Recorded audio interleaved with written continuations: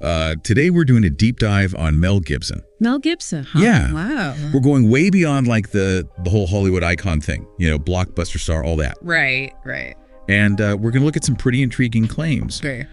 Particularly this one about him encountering the Antichrist in Hollywood. Whoa, that's out there. Right. Yeah. Wild stuff. Yeah, so what's really interesting here is that we're getting this perspective from, of all things, a YouTube video essay. A YouTube video essay. Yeah, and it's in Spanish. Oh, wow. So it just goes to show you these deep dives can come from anywhere. That's right. Yeah, the most unexpected corners of the internet. Absolutely. Yeah, so our mission today is to kind of unpack not just like the events of his life, the timeline. Right. But the cultural forces at play and maybe even some personal struggles that have shaped his worldview. Interesting. Why these beliefs and why this particular story, right? I mean, it's kind of like we're putting together this puzzle, right? Yeah. We're going to look at his upbringing, his career highs, those public struggles he had. Right. And then we'll try to connect the dots. Yeah, I love it. Yeah. Okay, so let's start with his early life. Okay. I'd always heard, he had a religious upbringing. Right. But this essay paints this picture of his childhood where he was just completely steeped in Catholicism. Wow. He was one of 11 children. 11 kids. Wow. And his father wasn't just like devout. He's a sedevacantist. A sedevacantist, yeah. Now, that's a really important detail when you're talking about understanding Mel Gibson. Okay. Because sedevacantism is a very specific, rigid branch of Catholicism. Okay. They believe that the popes, since Vatican II, they're illegitimate. Oh, wow. So imagine, growing up in that kind of environment. Yeah. Very strict, Right. traditional. Yeah, that's a long way from, the glitz and the glamour of Hollywood. Oh, absolutely. Yeah. And to add another layer to this, the family moved to Australia when Mel was 12. Oh, I didn't know that. Yeah, right in the middle of the Vietnam War. Wow. And the essay suggests that his father was really worried about, his sons being drafted. Oh, I see. So you can imagine what a culture shock that must have been. Yeah, going from a huge Catholic family in New York to Australia. Yeah, total 180. Yeah. But here's the interesting thing. The essay highlights how Mel's natural humor, right, and that talent he has for storytelling. Which we all know and love, yeah. Exactly. The things he'd later become known for, those skills actually helped him navigate this new environment. I can see that. He even got teased a lot for his American accent. Oh, that's funny. Yeah. Yeah, it's funny how those early experiences can really shape us. Oh, absolutely. It's almost like he was destined for, a career in acting. Yeah. Even if it took a little push to get him there. And speaking of which, his entry into acting, that's a story in itself. His sister secretly enrolled him in drama school. You didn't even know. Nope. And get this. He went to the audition with a bruised face Right. from a bar fight Oh, no. the night before. Talk about a first impression. Right. You can't make this stuff up.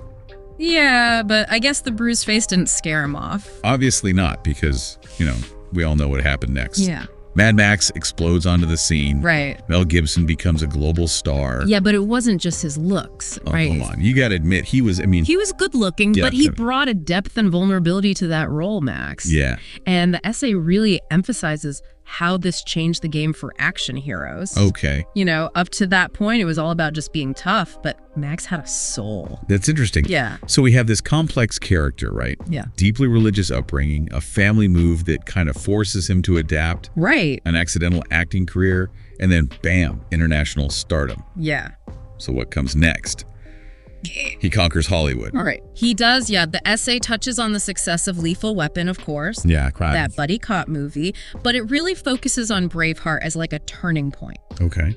This is where he solidifies his position, not just as a leading man, but as a powerful director. Right. Capable of tackling these huge historical epics. Yeah, and Braveheart was a massive success, Huge. critically and commercially. Oh, yeah. It really cemented his place in Hollywood. Yeah, and he didn't stop there, No. Comedies, thrillers, dramas. He could do it all. He did it all. The essay makes it clear he was at the top of his game. Yeah. He had the talent and the box office receipts to prove it. But as we all know, there's another side to this story. Yeah. A shadow side, as the essay calls it. Right, and this is where things get really interesting because the essay doesn't shy away from these more difficult aspects of his life. Okay. It starts with his long-standing battle with alcoholism. Yeah. You know, it's almost hard to imagine, right? Yeah, this charismatic, talented guy Yeah. battling this internal struggle. Yeah. Did it ever impact his work? What do you think? The essay kind of paints this picture of a guy struggling with these demons while trying to keep up appearances. It's got to be hard, right? Yeah, I mean, it even mentions that he'd drink pretty heavily on set sometimes. Oh, wow. So obviously that caused some concern, right? Yeah, for sure. And then, of course, you know, you have those public scandals. Right, it all seemed to unravel so quickly. Yeah, in 2006, the DUI and then those anti-Semitic remarks. It was a lot. It's true. And the essay doesn't sugarcoat any of it. Yeah. It acknowledges that Gibson apologized, Right, tried to explain himself, right. but the damage was done. It really was. Reputation, his career. Yeah, it took a huge hit. Yeah, he went from A-list to practically blacklisted overnight. It's crazy how quickly that happened. Yeah, it is, but there's also this Antichrist story that adds a whole other dimension to things. Right, let's get into that. This is where the essay takes a really fascinating turn. Think about it. 1998, Gibson's at a Hollywood party, Okay. just casually chatting in an interview, Uh-huh. and then, boom, he just drops this bombshell. So he's just talking, and then out of nowhere, he starts talking about sensing this dark presence. Exactly. Mentions seeing the number 666. Whoa. Feeling that maybe there are these forces at work beyond what we can see. That's kind of a wild thought, especially for a guy who is, you know, at the very top of the Hollywood food chain at that time. I know, right? It's like he's almost positioning himself as this outsider, you know, someone who sees through the facade. Yeah, and that's a really interesting point you bring up because, you know, it's after this Antichrist story that his criticisms of Hollywood become more frequent. Right. And more pointed, especially about what he sees as, you know, moral corruption. Right. He starts talking about this hidden system, right? Right. Of power and compromise. Yeah. This dark underbelly that he just refuses to be a part of. Exactly. But you have to remember, this kind of talk resonates with some people. Oh, yeah. They see Gibson as a truth teller, Yeah. you know, someone brave enough to expose the darkness. But of course, you know, others are going to dismiss it Right. as conspiracy theories. Yeah. Ramblings of a fallen star. Yeah, for sure. So we have this incredibly successful career, Yeah. a very public downfall, and then this almost, you know, prophetic sounding story about the Antichrist. Yeah. And Where do we even go from here? Well, the essay then traces his comeback. His comeback. Yeah, Okay. specifically with Hacksaw Ridge. Okay, yeah, I love that movie. Yeah, now this is where it gets really interesting. Okay. The film, which Gibson directed, Right. it has these strong themes of faith and heroism, Right. almost as if it aligns with his own, you know, evolving worldview. So you're saying it's not just a comeback story, but a reflection of his own journey. Yeah, maybe a statement about what he believes in. That's a really cool way to look at it. Yeah, and it's not just Hacksaw Ridge. Okay. The essay mentions his support for films like Sound of Freedom. Right, which deals with child trafficking. Exactly. And then his ongoing work on The Passion of the Christ, Resurrection. So it's not just about acting anymore. Right. He's actively choosing projects that reflect his beliefs. Yeah, you could interpret it as him using his platform to promote certain values or ideas. It's a definite shift from, you know, the blockbuster action hero of his earlier years. It's like he's trying to redefine himself, Yeah. find a new purpose, you know? It's a fascinating trajectory. It really is. From Mad Max to The Yeah. Passion of the Christ, with a whole lot of drama in between. It makes you think, doesn't it? It does. What drives a guy like that? Is it just about making art? Or is there a deeper mission at play? Right, like the essay doesn't give us all the answers. No. It's more like it takes us on this journey through his life, Right. through his career, and then it's up to us to decide what it all means. And that's one of the things that makes this deep dive so interesting, right? I think so, yeah. We're not just getting like a standard biography. Yeah. We're getting a glimpse into this really complex person, Right. someone who's clearly been shaped by his experiences, his faith, you know, those public struggles. It also makes you think about Hollywood itself, you know? Yeah. Is it this den of iniquity that Gibson seems to believe? Right. Or is it just one perspective shaped by his own journey? That's a great question. It's a lot to think about. And it kind of taps into a larger conversation we're having as a culture right now. About Hollywood. Yeah, I mean, you know, about power and fame and how those things intersect with personal beliefs. It's like Mel Gibson is a lightning rod for all these issues. He is. You can't really separate the art from the artist. Nope. The beliefs from the behavior. Right, but despite all that controversy, there's still this huge fascination with him. I get it, yeah. People want to figure him out. Yeah. Understand what makes him tick. I think it's that intensity, you know? Yeah, maybe. And this essay, despite being in Spanish and coming from, a random YouTube channel, yeah, it gives us this really unique perspective. It really does. Reminds us that you can get these insightful perspectives from anywhere. Yeah, the most unexpected places. And it encourages us to just dig deeper. Absolutely. To look beyond the surface. Yeah. Grapple with the complexity of someone like Mel Gibson. Right. So what stood out to you the most about this whole deep dive? What's sticking with you? For me, it's the contrast. The contrast. Yeah, like you have this guy achieves crazy success. Yeah.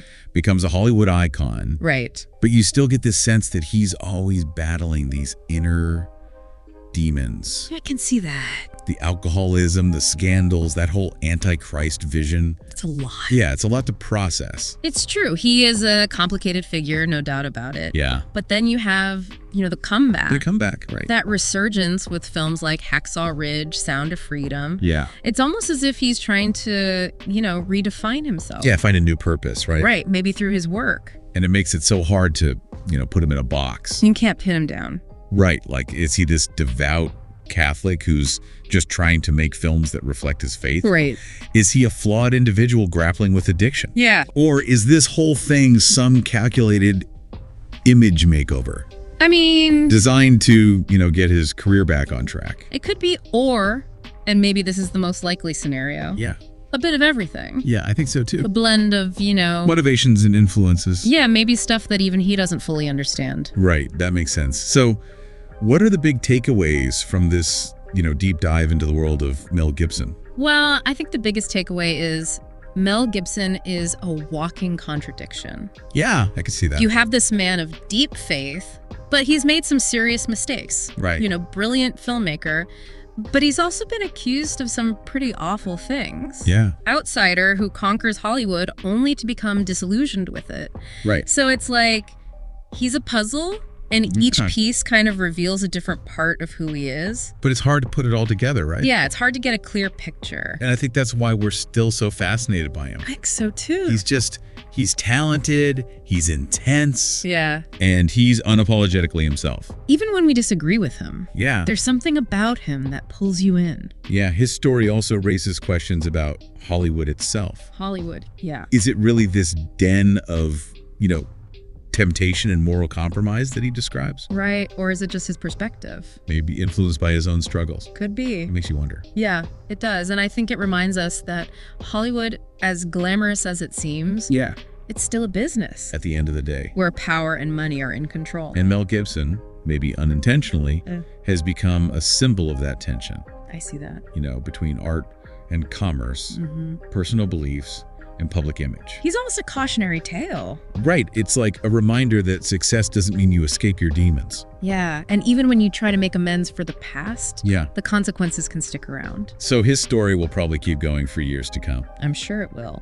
But for now, we've reached the end of our deep dive. I guess so. As we wrap up, I have one final thought-provoking question for you. Okay, let's hear it. Has Mel Gibson's career been shaped by genuine spiritual convictions? Okay.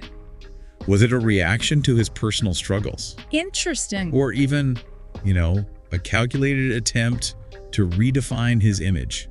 I like that. Or, maybe, just maybe, it's all three. Yeah, it's probably all of the above. That's a great question, and probably one that doesn't have a simple answer. No, it doesn't. But we'll leave it to you to decide. Sounds good. One thing's for sure, Mel Gibson is a fascinating and complicated figure. Definitely. And his story makes us think about faith, fame, and the choices we make when faced with our own struggles. That's a good way to put it. So thanks for joining us on this deep dive into the world of Mel Gibson. It was a wild ride. It really was. We'll see you next time.